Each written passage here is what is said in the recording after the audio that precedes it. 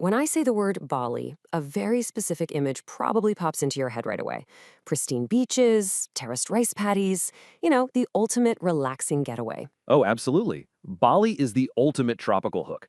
For a lot of us, it's literally the only thing we know about the region. But what if I told you that Bali is actually the ultimate misdirection? It's just the tip of a staggeringly massive iceberg. In today's explainer, we're zooming out. We're looking past that one famous island to uncover the jaw-dropping scale of what's really hiding behind it. Because the assumption is usually just that, a cute, small tropical getaway. But the reality? We are talking about the fourth most populous country on planet Earth. Right behind China, India, and the US. Exactly. Indonesia is this absolute giant of a nation, geographically and demographically, completely overshadowing that one vacation spot everyone talks about. And when we say geographically massive, the raw numbers are just wild. 18,000. That is the number of islands that make up Indonesia. Over 18,000 islands. That is hard to even picture, right? It's more than any other country in the world. Out of that massive archipelago, only about 6,000 are actually inhabited. It's just an incomprehensible expanse of land shattered all across the ocean. To actually anchor that abstract number for a second, if you decided to explore Indonesia and you visited a different island every single day, it would take you nearly 50 years to see them all. A literal lifetime of daily travel. Just to trace the geographic borders of one single nation. That is genuinely incredible. And it's definitely not all peaceful beaches out there either. Try 130 active volcanoes. That is more than any other nation on Earth, hands down. Which totally makes sense when you realize the country sits right on the volatile Pacific Ring of Fire. Exactly. The Earth beneath Indonesia is quite literally alive. It's constantly shifting and venting this immense geological power. And that power has physically altered human history. Back in 1815, Indonesia experienced the eruption of Mount Tambora. Now, this wasn't just a bad local disaster. It remains the largest volcanic eruption in recorded history. Unbelievably destructive. So powerful that it threw enough ash into the atmosphere to cause what became known globally as the year without a summer. It triggered massive crop failures and famine across the entire northern hemisphere. A single mountain in Indonesia literally starved communities half a world away. That exact same volcanic ash didn't just mess with the global climate. It actually swallowed history right there at home.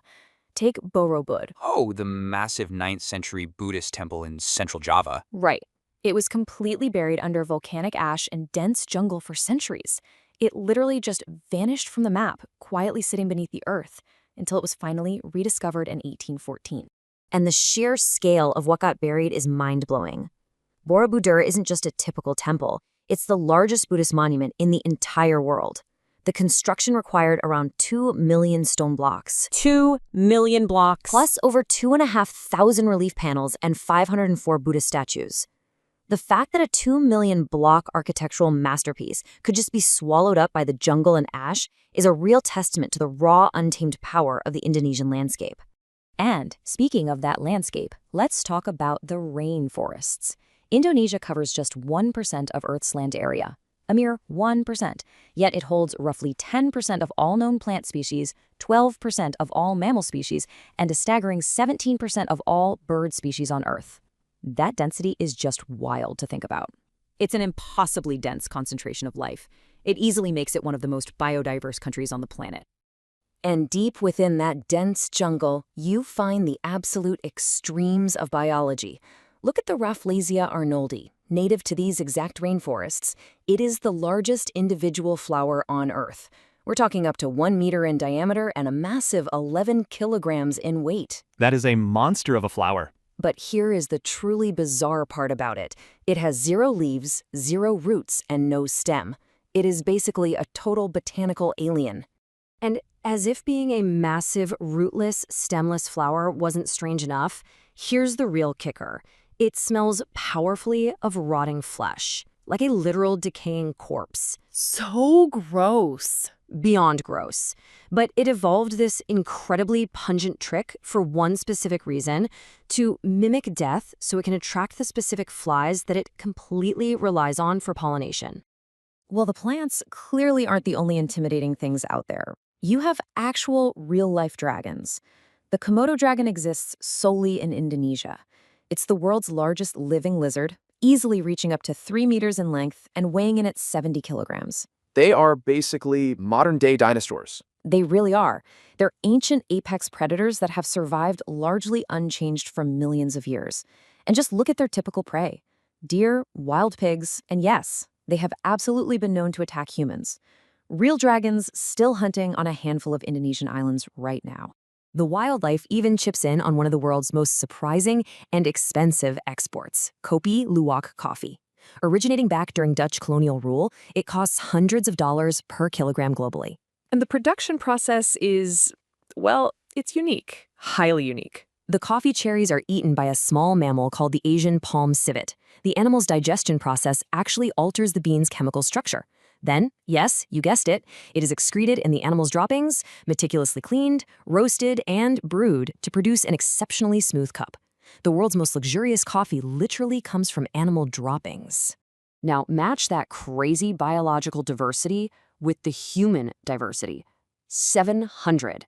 That is the number of distinct, individual languages spoken across the Indonesian archipelago. Which makes it one of the absolute most linguistically diverse places on Earth. Exactly. Just imagine the sheer, headache-inducing complexity of trying to govern, communicate, and build a unified nation across 18,000 islands where 700 different languages are being spoken.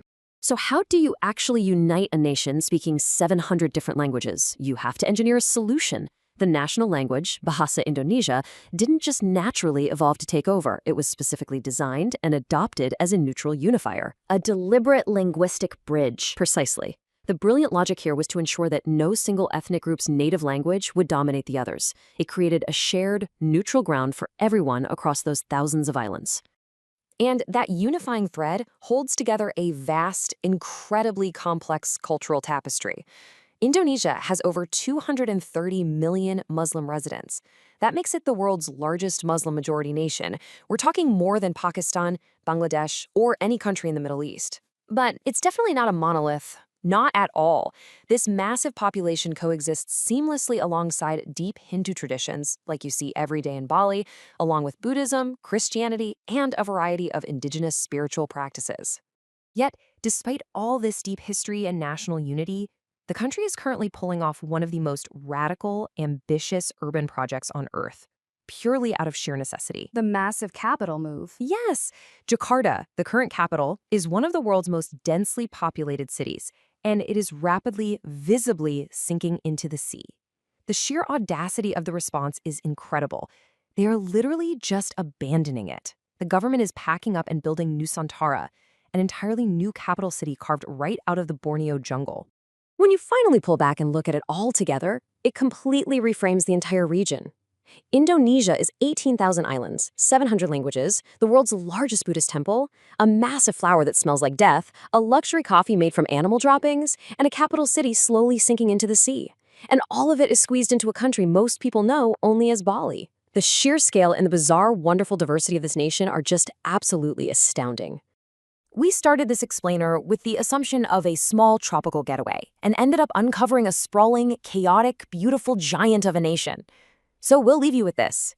If an entire world, complete with its own dragons, millions of ancient stone blocks, and sinking megacities, can hide behind the reputation of just one single island, what else is hiding out there on the map? Stay curious and keep looking past the obvious.